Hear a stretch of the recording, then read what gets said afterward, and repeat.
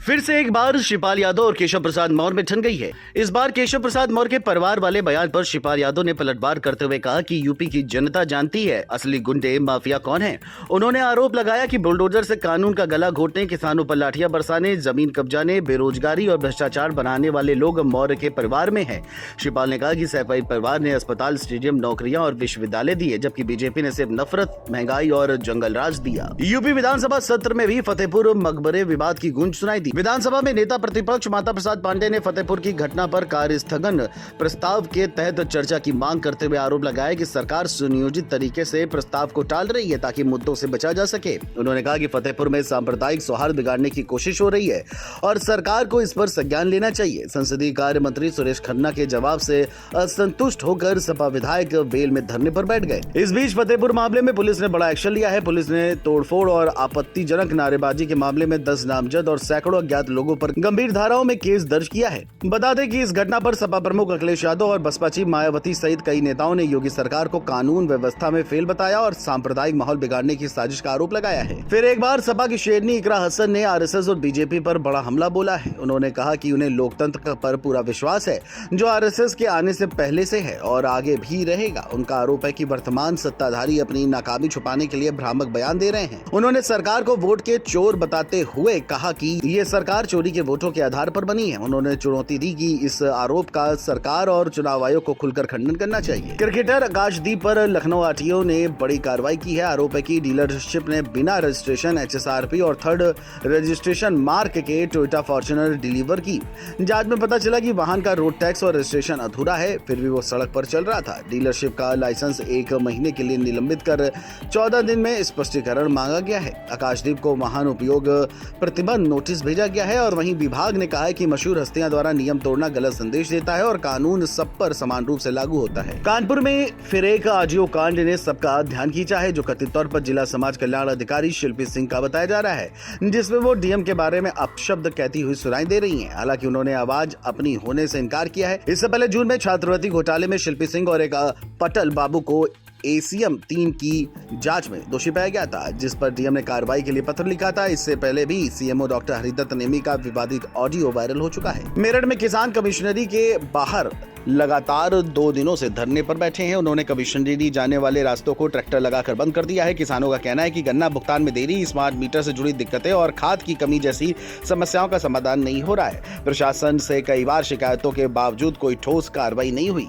जिससे किसानों में नाराजगी है। प्रदर्शनकारियों ने चेतावनी दी है कि उनकी मांगे जल्द पूरी नहीं हुई तो आंदोलन और तेज किया जाएगा। मौके पर पुलिस बल तैनात है ताकि स्थिति नियंत्रण में रहे। खबर मुरादाबाद से है, जहां गलशहीद थाना क्षेत्र के प्रिंस रोड पर एक स्कूल बस ने स्कूटी सवार बैंक क्लर्क महिला को टक्कर मार दी। महिला बस की पहिए में फंस गई और ड्राइवर उसे करीब 100 मीटर तक घसीटता ले गया। हेलमेट होने से सिर सुरक्षित रहा। हादसे के बाद स्थानीय लोग मौके पहुंचे, महिला को अस्पताल पहुंचाया और बस चालक को पकड़कर पुलिस के हवाले कर दिया। पुलिस ने जांच शुरू कर दी है। खबर पीलीभीत से है, जहां थाना माधो टांडा क्षेत्र के पुरानी दीपनगर गांव में खेतों में बाघ के खुलेआम घूमने से दहशत फैल गई है। ग्रामीणों ने बाघ को खेतों के किनारे तार फेंसिंग के पास टहलते देखा और उसका वीडियो बनाकर सोशल मीडिया पर वायरल कर दिया। हालांकि सूचना मिलते ही वन विभाग की टीम मौके पर पहुंची और बाघ की गतिविधियों की मॉनिटरिंग शुरू कर दी है। अचानक हुई इस घटना से ग्रामीणों में डर का माहौल है। बुलंदशहर से खबर है, जहां सिकंदराबाद में पुलिस ने धर्म परिवर्तन करने वाले गैंग का पर्दाफाश किया है। पुलिस के मुताबिक गरीब दलितों को प्रलोभन देकर धर्म परिवर्तन कराया जा रहा है। इसी आरोप में पुलिस ने 9 लोगों को गिरफ्तार किया, जिसमें एक महिला भी शामिल है। थाना सिकंदराबाद की पुलिस टीम को सूचना मिली कि ग्राम वीर खेरा में कुछ बाहरी लोग आकर स्थानीय लोगों का धर्म परिवर्तन कराने का प्रयास कर रहे हैं।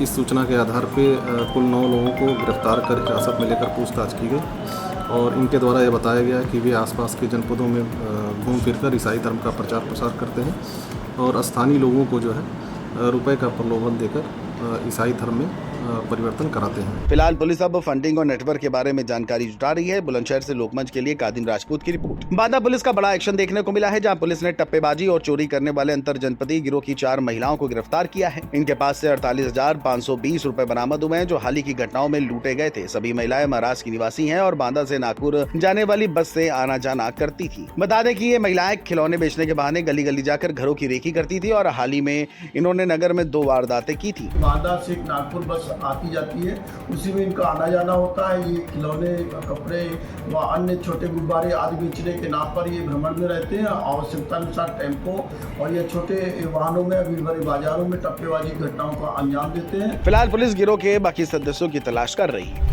बांदा पुलिस अधीक्षक के निर्देशन में 4 टप्पेबाज महिलाओं को पुलिस ने गिरफ्तार करने में बड़ी सफलता हासिल की है। बताया जा रहा है शहर कोतवाली पुलिस और महिला पुलिस के माध्यम से इन 4 महिलाओं को गिरफ्तार करने में बड़ी सफलता हासिल की गई है, जो कि आने जाने वाले वाहनों पर, रोडवेज बसों पर और ट्रैफिक साधनों पर जैसे ई रिक्शा है, ऑटो है, इन सभी जो है ट्रैफिक साधनों पर इन महिलाओं के द्वारा अपने आप को उपस्थित वहाँ अपनी बना करके और छोटे मोटे खिलौने बेचने के उद्देश्य से टप्पेबाजी का शिकार महिलाओं को बनाया करती थी। खबर आगरा के खेरागढ़ क्षेत्र से है, जहां जगनेर थाना अध्यक्ष का एक वीडियो वायरल हो रहा है, जिसमें वे दंगल प्रतियोगिता के दौरान भीड़ को नियंत्रित करते समय दर्शकों को लात मारते नजर आ रहे हैं। घटना मंडी ग्राउंड में हुई, जहां भारी भीड़ उमड़ी थी। वीडियो सामने आने के बाद पुलिस की कार्यप्रणाली पर सवाल उठने लगे। हालांकि कुछ लोग सख्ती को जरूरी बता रहे थे। पुलिस विभाग ने अभी कोई आधिकारिक बयान नहीं दिया है, लेकिन सोशल मीडिया पर मामला गर्म है और लोग दरोगा पर कार्रवाई की मांग कर रहे हैं। आगरा से लोकमंच के लिए रविंद्र सेजवार की रिपोर्ट। कासगंज से बड़ी खबर है, जहां सोरो कोतवाली क्षेत्र के ठठेरपुर तिराहे के पास खेत से ट्रैक्टर से लौट रहे एक युवक को दबंगों ने गोली मार दी। गोली लगने से वो गंभीर रूप से घायल हो गया। वहीं सूचना पर पहुंची पुलिस ने घायलों को जिला अस्पताल भेजा, जहां हालत नाजुक होने पर उसे हायर सेंटर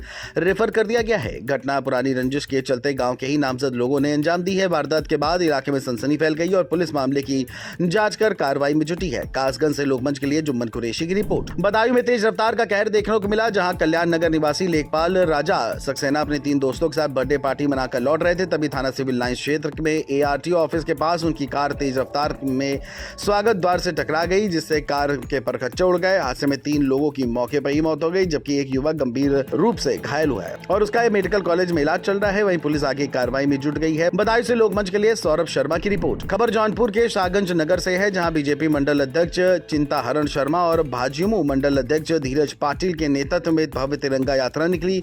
विवेकानंद तिराहा से शुरू हुई यात्रा नगर में भ्रमण करती हुई जेसीस चौक पर खत्म हुई। यात्रा में बड़ी संख्या में कार्यकर्ता और लोग शामिल हुए, जिन्होंने देशभक्ति गीतों पर नाचते हुए भारत माता की जय के नारे लगाए। इस दौरान पूरा इलाका देशभक्ति के माहौल से गूंज उठा। तिरंगा यात्रा को लेकर के शाहगंज पैलेस से लेकर के घास मंडी होते हुए जेसी चौराहे पर हमारी यात्रा संपन्न हुई, जिसमें हितासराय से ब्लॉक प्रमुख अजय और हमारे संतलाल मौर्य, अपने चेयरमैन, चेयरमैन गीता जायसवाल, घनश्याम जायसवाल जो रामलीला अध्यक्ष, ऐसे वरिष्ठ कार्यकर्ता जो मंडल अध्यक्ष भी रह चुके हैं, ऐसे सभी लोग को मैं धन्यवाद देता हूँ। सभी लोग एकत्रित होकर के और इस सभा को संपन्न किए।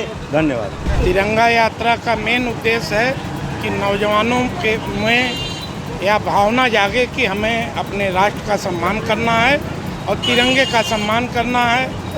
देश जिस प्रकार से आगे बढ़ रहा है, हमारी सीमाएं सुरक्षित हैं, हमें अपने देश पर विश्वास करके उस देश का सम्मान करने के लिए इस तिरंगा यात्रा को निकाला गया है। अपने बलिदानियों को याद करने के लिए, आने वाली पीढ़ियों को संदेश देने के लिए यात्रा निकाली गई। जौनपुर से लोकमंच के लिए विवेक कुमार की रिपोर्ट।